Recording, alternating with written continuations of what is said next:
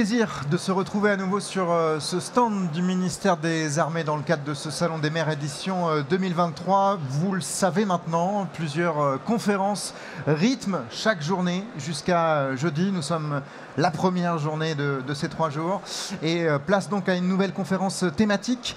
Armée de terre, la création de zones de manœuvre permanentes dans la Nièvre précisément, signe fort du lien armée-nation. C'est l'intitulé de cette thématique et nous avons le plaisir pour en parler de recevoir sur ce plateau Jean-Pierre Château, maire de Guérigny, président des Petites Villes de demain de la Nièvre. Bonjour à vous. Et puis également à vos côtés, lieutenant-colonel Lionel Semenadis, délégué militaire départemental. Bonjour à vous également. On va, si je puis dire, commencer par le commencement. Qu'est-ce qu'une zone de manœuvre permanente, lieutenant-colonel? Dites-nous tout. Alors, une zone de manœuvre permanente consiste à délimiter un terrain en terrain public, en zone publique. Ça permet aux unités de s'entraîner dans des endroits qu'elles ne connaissent pas, certains savoir-faire qui peuvent aller de l'infanterie, mais en passant dans tout un tas d'autres domaines. Je pense notamment à la circulation pour les régiments du train, franchissement de coupures humides pour les régiments de génie. Et donc, en fait, tout simplement, ça permet à des unités militaires de s'entraîner dans des conditions qui se rapprochent un petit peu de la réalité.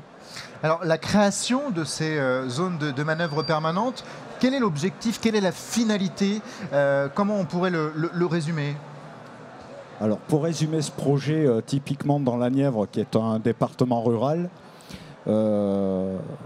les zones de manœuvre permanentes, en fait, sont un concept qui existe déjà. Il existe à proximité des régiments des forces, généralement, donc c'est très géolocalisé. En revanche, à l'échelle d'un département, identifié comme désert militaire, ça n'existait pas. Donc l'idée, elle est multiple. Tout d'abord, c'est de refaire venir un petit peu les militaires, les armées dans un département où il n'y en a plus, de leur permettre de s'entraîner de manière opérationnelle, mais surtout, c'est de retisser le lien armée-nation. Et dans plusieurs domaines, qui sont la rencontre bien évidemment avec la population, l'information sur les enjeux de défense, les rencontres avec la jeunesse, et j'en oublie sans doute. Donc en fait, pour un département comme la Nièvre, c'est un élément central qui permet de regrouper tout un tas de petits programmes autour d'un événement que sont les venues des armées dans le département. Je vais évidemment donner la parole dans un instant à Jean-Pierre Château, mais dites-moi si je me trompe, lieutenant-colonel, il y a aussi évidemment un enjeu, j'imagine, stratégique. Il y a le contexte, notamment la résurgence de la guerre de haute intensité en Europe. C'est pas rien d'avoir justement ces zones de manœuvre permanentes, non ? Oui, absolument. C'est aussi envoyer un message à nos compétiteurs, montrer que nos armées s'entraînent, que la population est derrière son armée. Donc c'est un tout, en fait. Et effectivement, tout peut venir s'agréger pour reconstituer ou en tout cas faire en sorte que l'esprit de défense soit plus fort au sein de la nation française. Alors Jean-Pierre Château, comment vous vivez, vous, justement, cette expérience de zone de manœuvre permanente à votre échelle, celle de la Nièvre? Écoutez, d'abord dire que je suis maire d'une ville où l'esprit de défense, il est constitutif de notre cité. Nous sommes une ville qui a été conçue et réalisée pour accueillir la Royale. Nous avons travaillé, c'était le siège d'un arsenal, l'architecture et tout a été conçu, le site industriel. Et donc chez nous, il y a une tradition. Et donc cette relation forte donc avec le lien armée-nation. Et donc il nous semblait tout naturel que nous engagions dans ce processus qui a plus d'un sens pour nous. Bien sûr, toujours être dans la continuité de ce qui a fait l'histoire même de notre cité, mais aussi faire en sorte que nous puissions œuvrer conjointement sur le renforcement d'un lien, en effet, armée-nation, qui nous semble important pour la suite. Voilà pourquoi l'ensemble du conseil municipal s'est prononcé favorablement sur ce sujet. Et je pense qu'il y a vraiment un enjeu pour nous faire en sorte que aussi dans un département, le colonel l'a indiqué, c'était devenu un désert militaire. Il y a un vrai enjeu aussi par rapport à tout ce qui se passe sur le plan international, et bien là aussi d'avoir une vision, que l'on puisse aussi faire en sorte qu'à travers ce dispositif, mais aussi d'autres, eh bien nous puissions sensibiliser l'ensemble de la population aux enjeux de la défense sur un territoire comme le Nivernais. Votre population, justement, comment ça a été accueilli? Comment elle le vit, cette expérimentation-là? Écoutez, pour l'instant, je n'ai pas de retour. Bon, je pense que... Pas de nouvelles bonnes nouvelles? Pas de nouvelles bonnes nouvelles, parce que c'est comme ça, en effet, que maintenant les choses se manifestent. Les gens savent venir nous voir. Comme dit souvent notre président, on est à portée de baffe. Donc non, là, je n'ai pas eu de problème de genre. Et de toute façon, c'est, je vous le dis aussi pour nous, dans à la fois l'ADN de la collectivité et de notre territoire.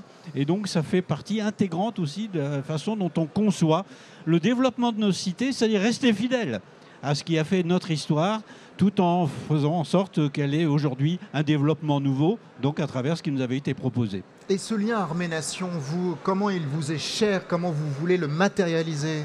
Bon, écoutez, nous utilisons différents moyens. Nous sommes aussi ville marraine donc d'un bâtiment, en l'occurrence le remorqueur du Charles de Gaulle.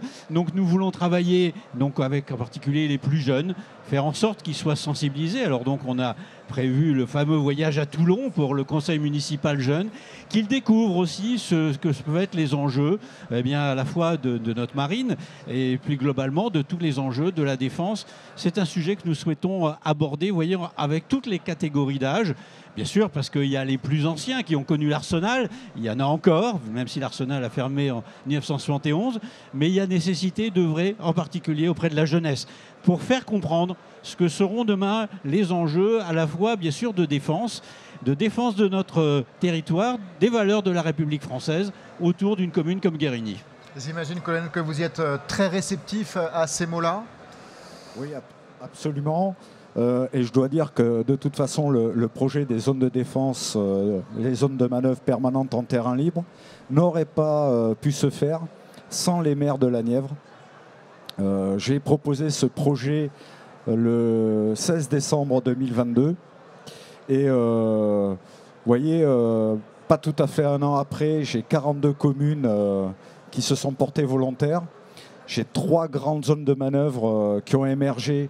Une de 219 km², deux de 175 km² à peu près. J'ai déjà plusieurs entités militaires qui sont venues. Je n'ai que de bons échos. Ce que je demande aux unités militaires qui viennent, c'est de dédier un temps à la population, à la jeunesse, de leur temps de présence. Et globalement, ce que je peux vous assurer, c'est que jusqu'à présent, et les militaires qui sont heureux de voir que finalement les citoyens français les soutiennent, sont heureux de venir, et réciproquement pour la population. En 2024, au premier semestre, j'ai déjà 5 unités qui se sont portées volontaires pour venir manœuvrer dans le département. C'est intéressant ce temps de présence, ça veut dire que vous souhaitez qu'il y ait une véritable interaction qui se passe entre d'un côté donc la population et les militaires. Ça prend quelle forme d'ailleurs ce temps de présence? Alors ça peut prendre diverses formes, hein. Les unités ont pu organiser des conférences sur leurs dernières missions, leurs dernières opérations extérieures. Ça peut être des présentations de matériel, des rencontres sportives, pourquoi pas.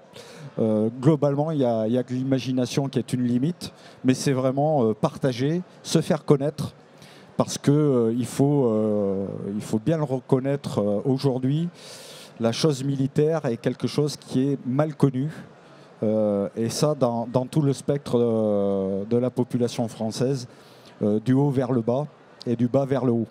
Donc je pense que c'est important de retisser un lien. Mal connu, si je me tourne vers vous, Monsieur Château, ça veut dire que vous avez aussi un rôle à jouer justement pour acculturer la population sur pour reprendre les termes du colonel, la chose militaire. Oui, je crois qu'il y a un enjeu majeur, je l'ai dit, donc c'est, je pense, fondamental, en particulier au niveau des réseaux des petites villes, qui, en particulier dans un département rural comme le nôtre, il y a une ville moyenne qui est Nevers et après un réseau d'une dizaine de petites villes. Et c'est à partir de ces villes où nous avons des équipements, où il y a des collèges, où il y a des écoles, où il y a des équipements sportifs, culturels, que l'on doit aussi favoriser le développement de rencontres.